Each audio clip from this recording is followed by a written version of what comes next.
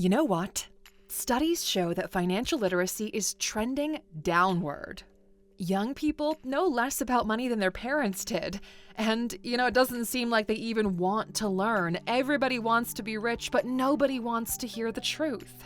Well, we're here to break it to you, okay? The majority of the world sits at an appalling 40% literacy rate. It's time to break that cycle. Some of the most powerful ideas about money are the ones that go against the grain. These aren't just opinions, they're backed up by evidence. And the more you ignore them and follow outdated, unproductive mindsets, the deeper the hole you dig for yourself. So let's stop digging and start climbing. Here are 15 controversial money ideas that are actually true. Welcome to Alux, the place where future billionaires come to get inspired. Starting off at number 1, financial education is greater than academic education.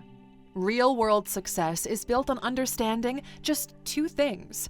First of all, how money works, and second of all, how relationships work. It's certainly not built on knowing how to pass exams. That's how academic education works. You can have top-tier degrees and earn more than $200K a year, but if you have no idea how to budget and leverage your earnings, that income will feel like air. Someone who dropped out of school but had the foresight to dive into the basics of financial education, well, they'll understand how to optimize compound interest, investing, and taxes. If you can't grasp how to turn income into assets, you're treading water. Having that combination of focusing on both grades and gains is what gets you closer to actual financial freedom. Number 2, income inequality is by design. Now, you've probably heard that income inequality is just a byproduct of the system, but that's not entirely true. It is the system. The policies, structures, and incentives favor the wealthy because they maintain the status quo. They have the resources to keep the system working for them. The tax loopholes are made for wealthy people to exploit. Capital gains are taxed lower than labor for a reason. Every move ensures the deck is stacked in a way that gives the rich the best hand.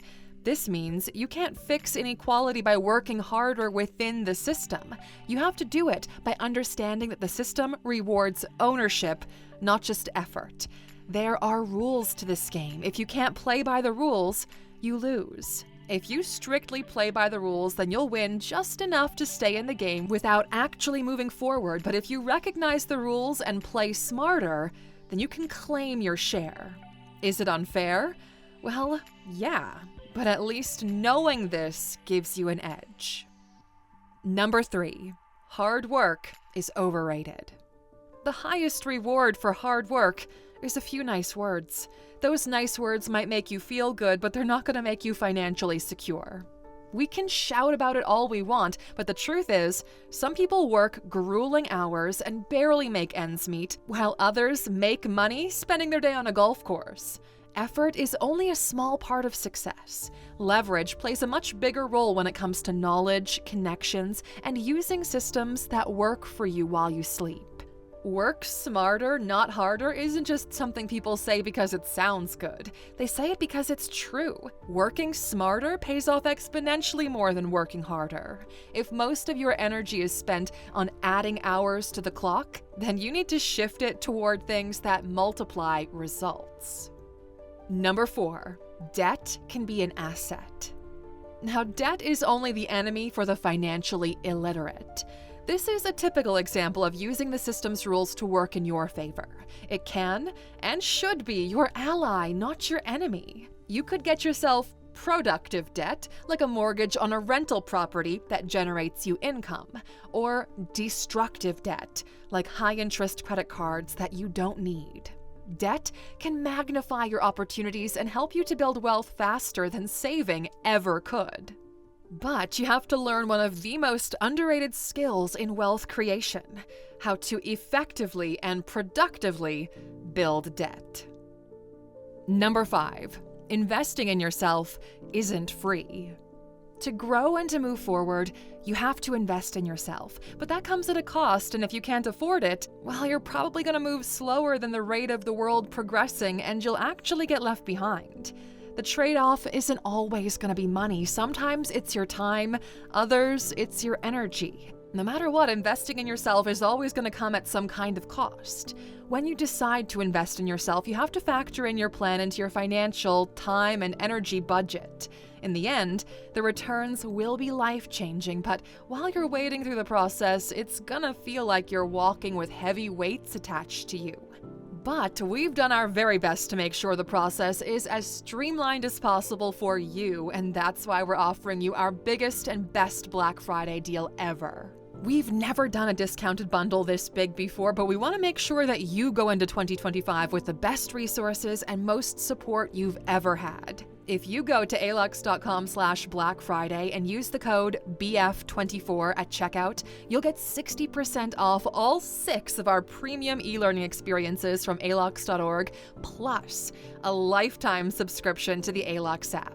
For an investment of $9.99, you'll receive life-changing courses on mastering your goals, learning how to learn. You can even get started with Bitcoin and understanding how crypto works. And as for the Alux app, there's nothing like it, okay? We designed it specifically for high achievers, top-level managers, and entrepreneurs to develop their skills, improve their relationships, and just be happier, more well-rounded individuals overall. Not to mention crush their financial goals. So if you're serious about making 2025 a year of transformation, go to Alux.com/Black Friday, because you are building your future here. So whether you're mastering a skill, building a network, or improving your health, the price of admission is never going to be free. It's a serious cost, so treat it that way, just like you would treat any financial investment. What you get out of it will totally depend on your commitment to the process. Number 6, money gives you the possibility to walk away from people or situations that you don't like.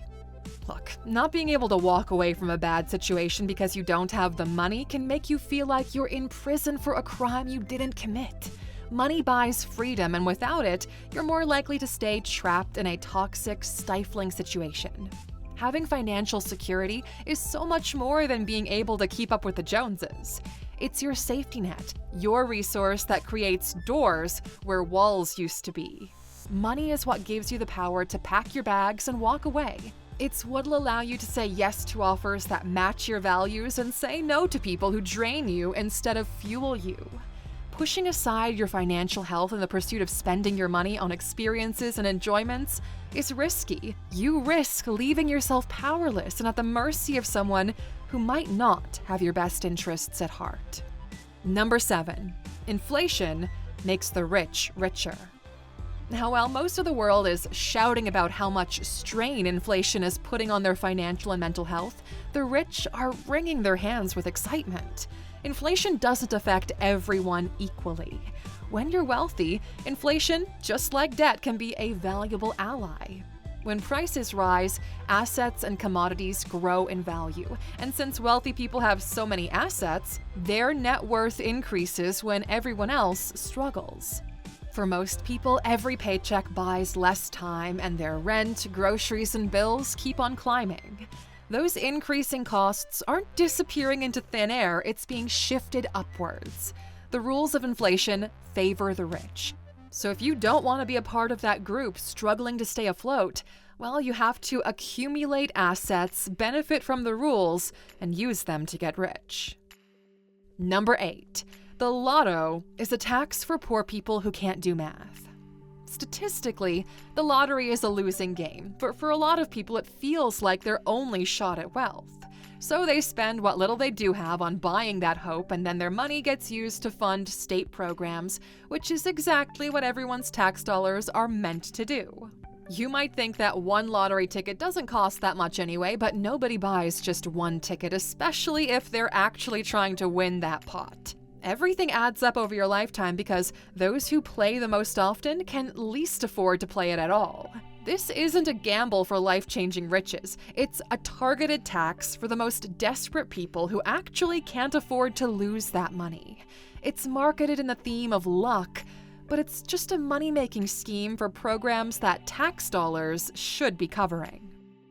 Number 9, the rich pay less in taxes, both percentages and sometimes even amounts. The tax system is built to take from the lower and middle classes while protecting the rich. Billionaires live off capital gains, which are taxed at much lower rates than wages. With good lawyers and a skillful use of the loopholes and deductions, they can end up paying less in actual tax dollars than minimum wage workers. They spend more money paying the team of experts to shield their money than they do in actually paying the tax. And all this happens while the rest of society fills out their tax forms and crosses their fingers for a refund that will make a genuine difference in their lives. Shouting about the system being broken isn't going to make much difference, okay? Because the system isn't broken at all. It's working exactly as it was designed. Number 10. The poor often have better financial priorities than we think. Now, the world likes to paint a picture of poor people being irresponsible with money, right? Whenever someone is struggling financially, we default to thinking that they don't have enough intelligence or willpower to manage their money well. But look closer. People who live paycheck to paycheck might surprise you with their financial priorities. That's where you find a parent skipping meals so their child has lunch money. Sometimes a family will choose to spend their money on a festive celebration rather than paying down their debt. You can judge them, but you know what? Joy matters so much more when you're barely scraping by. Those moments are even more precious to them. They're not reckless choices, they're human ones. For higher income people, $1 might not mean much, but when your resources are tight, every dollar carries emotional weight. Survival is also about dignity, connection, and creating moments that make life worth living. Maybe you don't understand the logic from the outside looking in, but on the inside, you see the bigger picture and you begin to understand what really matters in life. Number 11. Wealth persists due to social capital, not hard work. Generational wealth extends far beyond trust funds and financial legacies. It allows you to move into exclusive circles from a young age. It shows you that success is more about who you know and how you network rather than how hard you work. Connections are transformative. Honestly, knowledge isn't what allows you to walk through those doors. It's only useful once you're in the room already. If you have knowledge without connections, you'll be standing on the outside, staring at that closed door and knocking for eternity in the hopes that someone might hear you and let you in. And while you're knocking, someone who isn't as qualified as you can simply stroll on past and go right through that door because they already know who's inside. You have to master your social skills if you want to put all of that knowledge you've acquired to good use.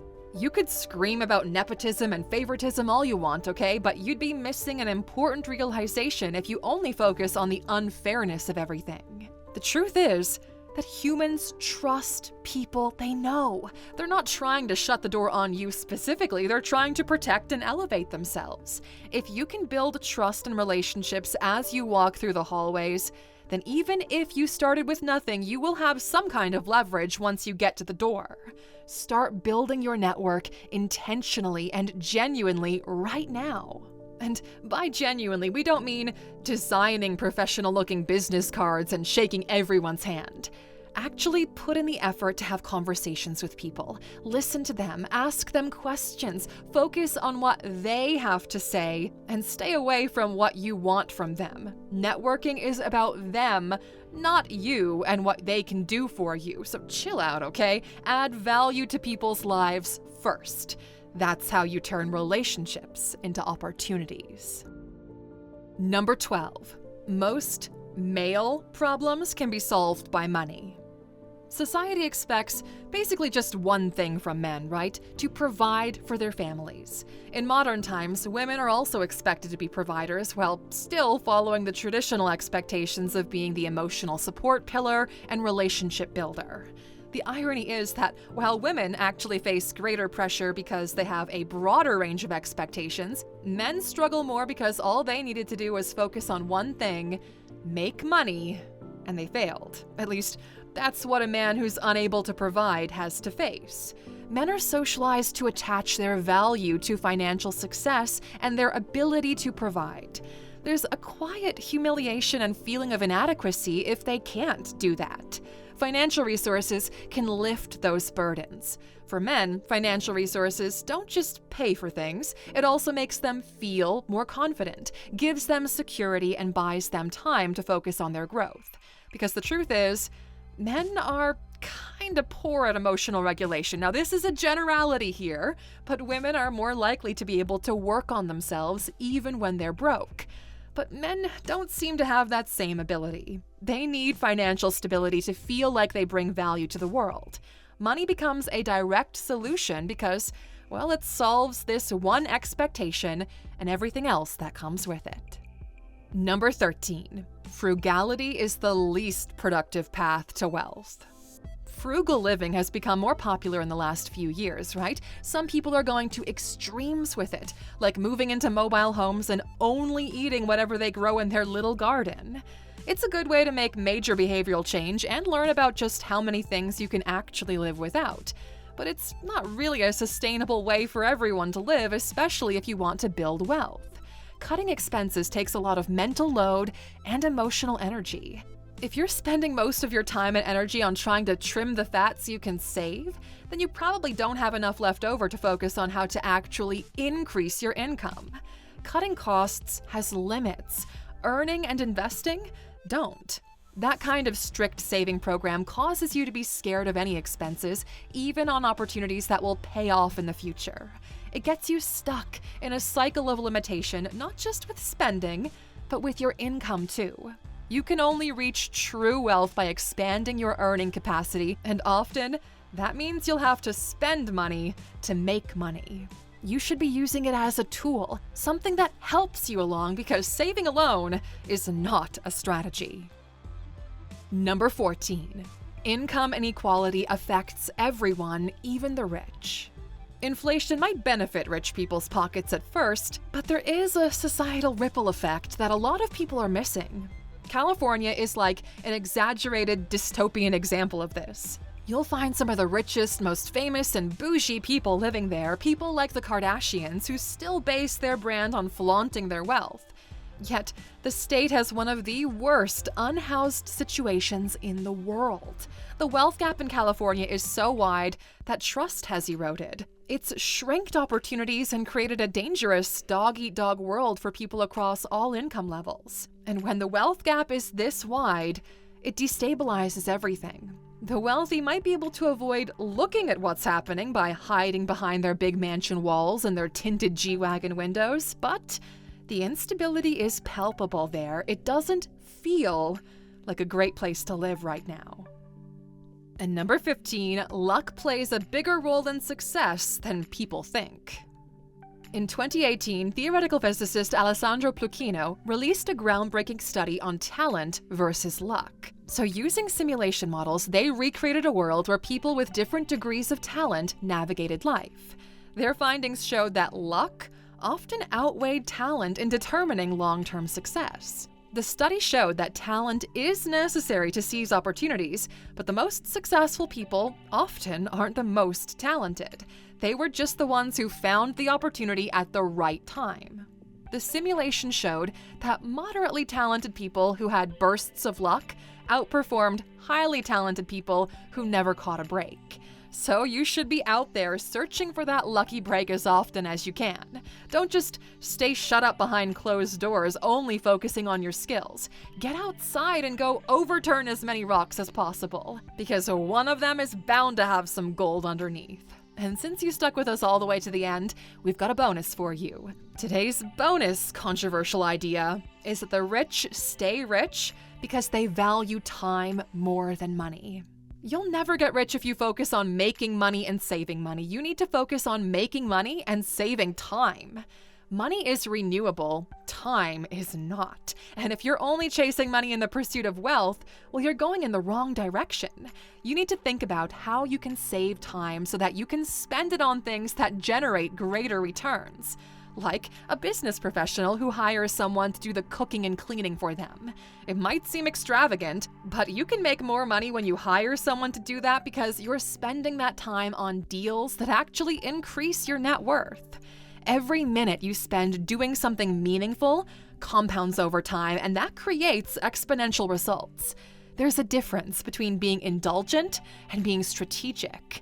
Learn it, use it, and don't be ashamed of it.